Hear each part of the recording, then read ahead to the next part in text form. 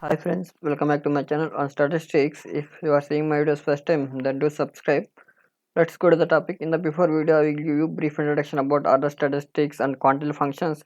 Now we can see what will happen in empirical empirical distribution function. Okay, empirical distribution function. This is also another we can say that CDF. We all know that CDF is f of x. Fx of x.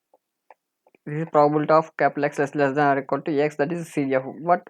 What is empirical distribution function means? For a random sample from the distribution with CDF f of x, the empirical distribution function or EDF denotes by xn of x. Here we are notation is just saying, here we are using xn of x is simply the proportion of sample values less than or equal to the specified value of x, that is, this is the formula. Sn of x equal to number of sample values less than or equal to x divided by n. For example, I have one data set from different values. I have 2, 7, 1, 3.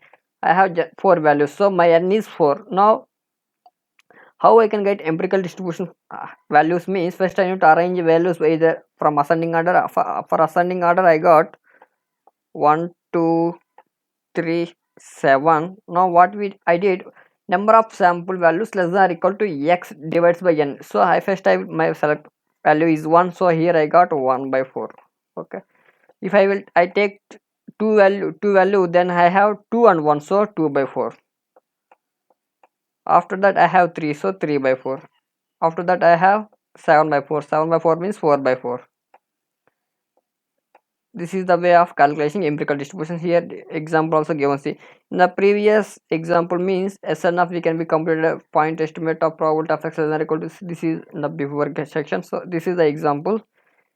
This is my function of xn of x. Okay, in other statistics here given 0 if x less than or equal to small order statistics I less than n if xi less than or equal to x less than or equal to xi plus 1 when f is greater than or equal to xn means when I am getting on 1 for the last observation. Okay, suppose that a random sample of size n, if this is the same example related to the, I already told you, this is called okay, when you see, when more than one observation as the sample value, we say that observations are tied. In this case the EDF is still a step function, but it's jumped only at the distinct ordered sample values xj, and the height of the jump is equal to k by n, where k is the number of values tied at xj. We now discuss the some statistical properties of EDF and SNX. Let Sn see here, Tn of x equal to n into xn of x. Tnx represents the total number of sample values are less than or equal to the specified value of x. This is the graphical representation of CDF. Here step function is there, step function. Okay, like this, discrete CDF like this. Okay, you can graph with my example also. I will give you 1 2 3 example also. See here I have 1 2 3, then I have 7. Okay, for example I have 7 is here. Then you can write here up to 1, probability is 0 to 1. Then you can just take the steps. Okay, then you can merge it. Okay, like this. Here you need to scale. Okay, now we can see some results related to the empirical distribution function. For any fixed real value x, the random variable tnf as the binomial distribution with parameter n, and tn of x means we all know that binomial distributions deal with success and failure. Okay, see, this is the proof of that theorem. For any fixed real value of constant x that equal I equal to 1 to n, we define the indicator random. This is the indicator function when 1 if x is not equal to x, 0 when x is greater than or equal to x. This is the indicator function. Otherwise we can say that it is Bernoulli function also. See, let delta 1 delta 2 x up to n delta n x are the independent and identically distributed, each with the Bernoulli distributions with parameter p, where p equal to the sum of, well, here this is the CDF.